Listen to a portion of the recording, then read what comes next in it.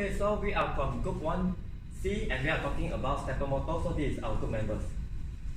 Our group will use stepper motor in our control system. Stepper motor actually is part of the car engine and is used for cruise control, military antenna positioner, automatic sensing device, and also automatic camera.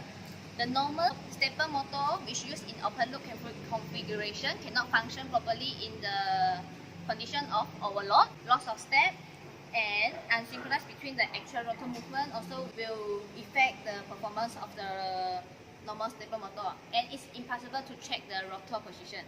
The advantage of the improvement with a closed loop stepper motor is it has greater efficiency during load fluctuation, resonance, free system, store detection, intelligent current regulation, rapid commissioning without expensive tuning, precise positioning due to monitoring and correction, and allowing a better exploration of the motor performance. The problem statement will be heat displacement of the rotor will be occur due to the lock torque that cause the loss and damage of the synchronization. By using a closed loop stepping motor system, the rotor position can be discovered, loss of synchronization can be detected, and the correction can be done from the obtained information. Hi, I'm Loo, and now I want to explain about our block diagram of our speed control system. And then for our applied voltage, we use a sinusoidal voltage, which means we are using AC power supply, and we have a fuzzy logic controller, a DC motor as the actuator, a system as the plant, and the scope for us to see the result. As you can see, the upper part of the block diagram, it is actually a closed circuit and with a fuzzy logic controller. And we can see the lower part of this block diagram, it is actually an open circuit and it does not contain the fuzzy logic controller. And for the constant for the DC motor system, the torque constant, angular constant, the angular velocity, the constant, all I have already listed down here, all the constant.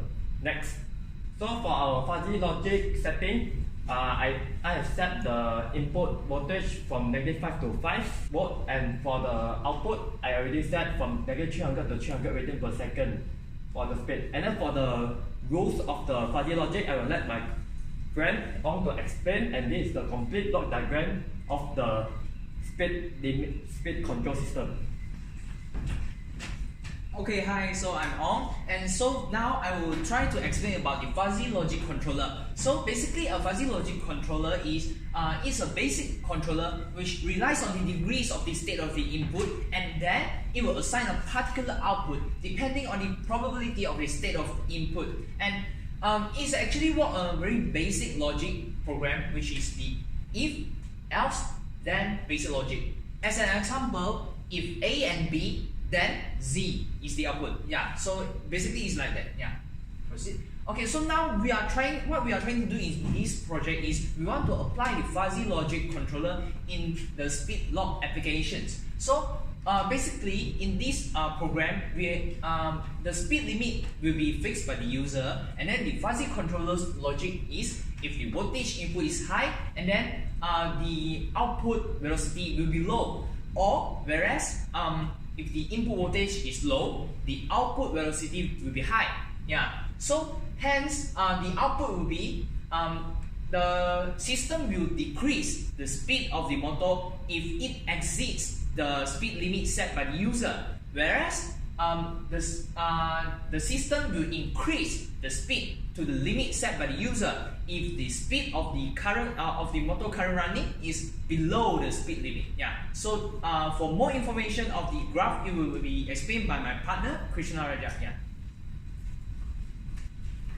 So here we can see 3 lines in the graph. Blue color, which is a fuzzy logic and closed system. Red color is open system and with no fuzzy logic controller. And yellow color is the input. So we have input in the sinusoidal, and we see the one with fuzzy logic controller is sinusoidal with the modulus. So it's all reflected in one direction. But the red color remains sinusoidal as the input. So which means in the real life, the rotation will be clockwise and anti-clockwise, and be sequential. But with the controller, we can set it at one direction, whether it's anti-clockwise or clockwise, and the speed is maintained uniformly regardless the input. That's all from us. So thank you.